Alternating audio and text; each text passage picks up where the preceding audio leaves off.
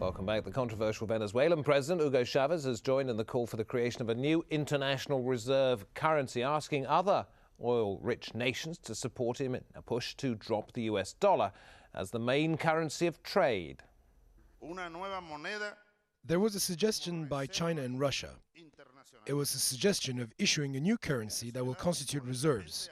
And of course, Venezuela is in favor of this very important suggestion, along with the Chinese, Russians and the Iranians. We are in favor of this and think we can play an important role. Let's talk once again in Doha to Francisco Santos, Vice President of Colombia, also in Doha, Michel Alabi, and in Cairo, Gamal Nkrumah. Mr. Alabi, first of all, to you, a country such as Brazil, when it hears suggestions from Hugo Chavez that the world needs to be loosened from the influence of the dollar, what would your president make of that, considering the fact that he's almost being portrayed in the media as President Obama's new best friend on the South American continent? Well, let me point out some points. Regarding the new currency, maybe in the next future we need to study carefully regarding the new deal or the new currency for the world.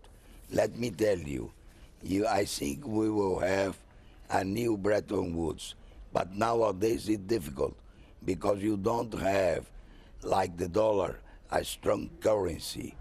But you know, China has around $760 billion in American bonds. Brazil has $160 billion in bonds. And of course, the American, the USA is a strong economy and is 25% of the world economy. But this is really about loosening the shackles of imperialism in a way, isn't it, what Chavez is suggesting?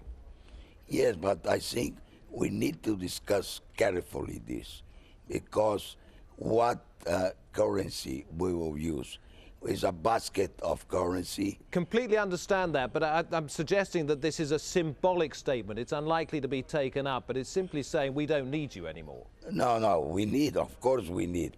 But I think we need to discuss carefully for the next future, maybe a new currency or maybe a basket of currency to regulate the financial and the trade world. Let's go to Gamal Nkrumah in Cairo. Your father, Kwame Nkrumah, first president of Ghana. In fact, I think I'm right in saying he was the president of the first country in Africa to loosen the ties of European colonialism back in the early 60s. What would he have made of what's happening perhaps in South America in this regard?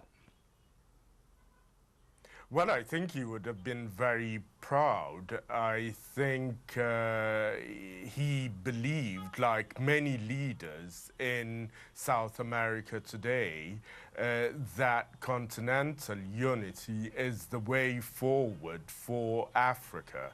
And he struggled all his life for the political unification and economic integration of the African continent, and called for the United States of Africa.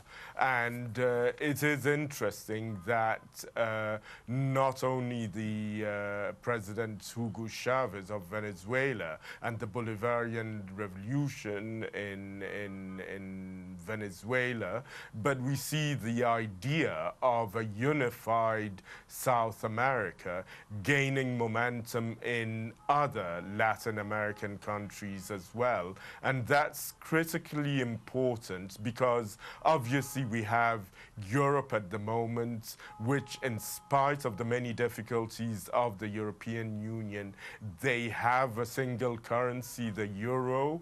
At least most of the European countries are in the euro.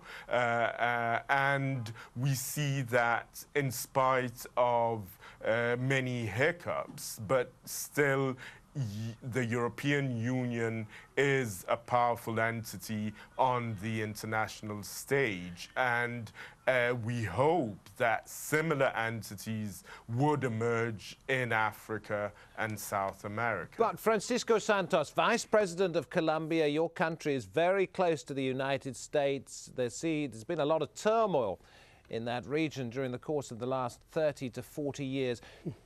Do you risk alienating a big, powerful, perhaps friendly neighbor in the US of A by doing this?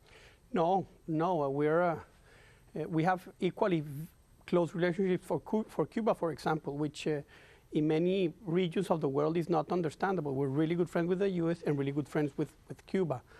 Colombia has always had a foreign policy in which each country stands on its own, each region stands on its own. Obviously, we understand where we are, what critical alliances are fundamental, but we don't operate in terms of how the U.S. is going to look if we have relations with a group or not. It's national interest to grow closer to the Arab nations.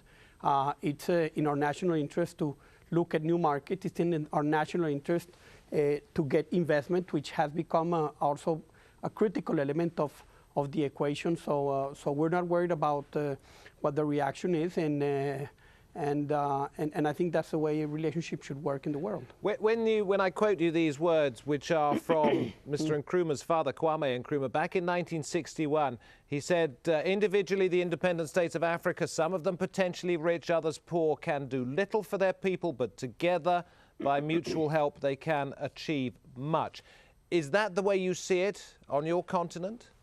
Yeah, certainly political integration is very, very important. Obviously, right now, as you can see in the continent, there is a sort of an ideological fracture, but that hasn't fractured us politically, which I think is very, very important, and it shows the maturity and the consolidation of democracy in the region. So it's a step forward that is going to have some very important tests in the future of how much are you going to manage that UNASUR, the Union of South American Countries, in terms of common interests or in terms of ideological interests. If it's the first one, I can bet you that UNASUR is going to have a really good future. If it's the second one related to ideology, I think you're going to see an entity that will end up like so many others dying shortly after it was born. A quick thought from Michel Alamy. When you go back and talk to your people in Brazil about what has been achieved, what will you believe the #1 point is? Well, I think this summit and the Businessman Forum show us that we need to know more each other, each region, first.